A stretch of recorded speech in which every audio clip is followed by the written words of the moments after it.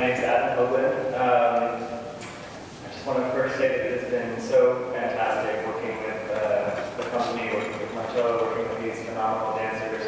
You guys have something very special here, and I hope you know how incredible it is. And I feel really just excited to see my piece done by these fabulous people. It looks stunning, so I hope you enjoy it. RITE of Spring was choreographed, my version was choreographed in 2009 for the Tulsa Ballet, where I'm currently resident choreographer.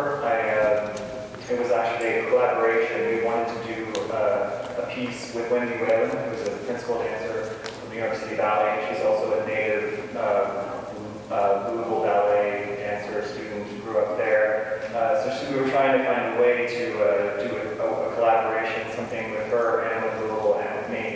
And she and I started talking, and I said, what kind of music do you like? And she said, Stravinsky. And she mentioned a lot of other people, but that always, kind of stuck in my mind.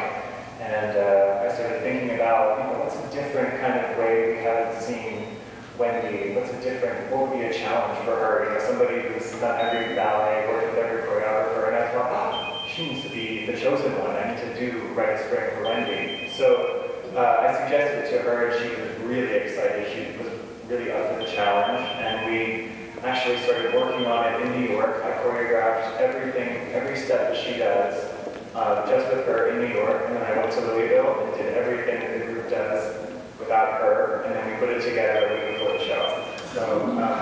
So what you'll see is sort of a real outsider really thrust into this insane environment.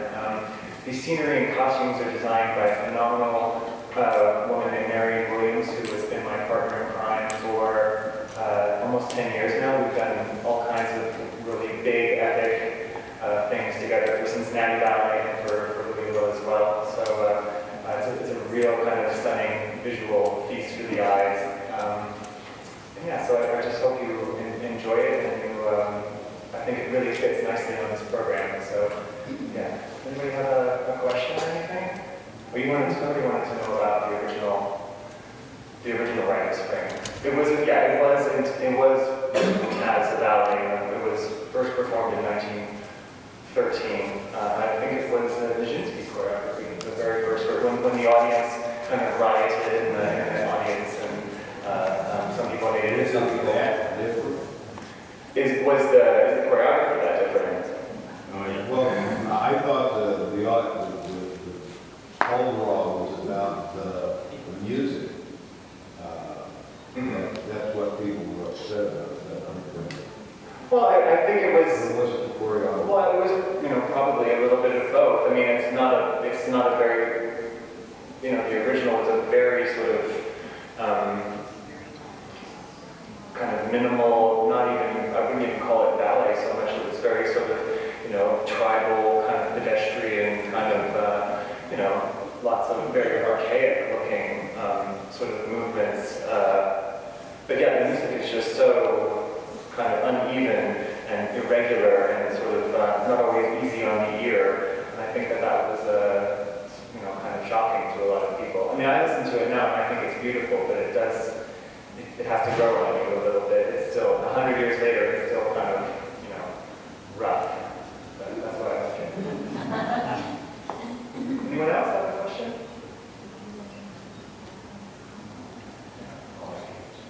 I think if there's anything else I can tell you about RITE of Spring. Well, I think that, just saying anything else about Marion.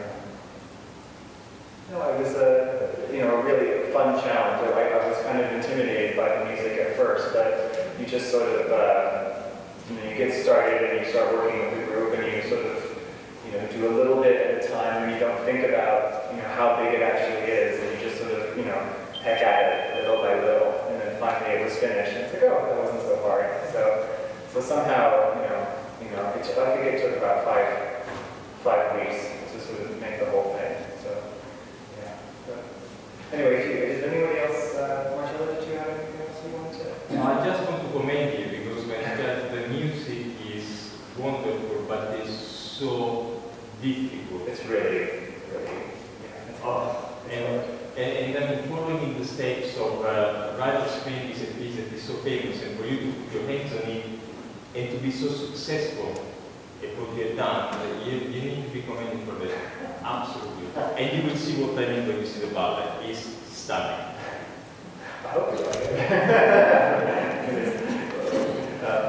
No, it is, I don't know, I just really felt like I think for me, a challenge, I always know I'm headed in the right direction if the project I'm about to embark on kind of makes me feel sick to my stomach.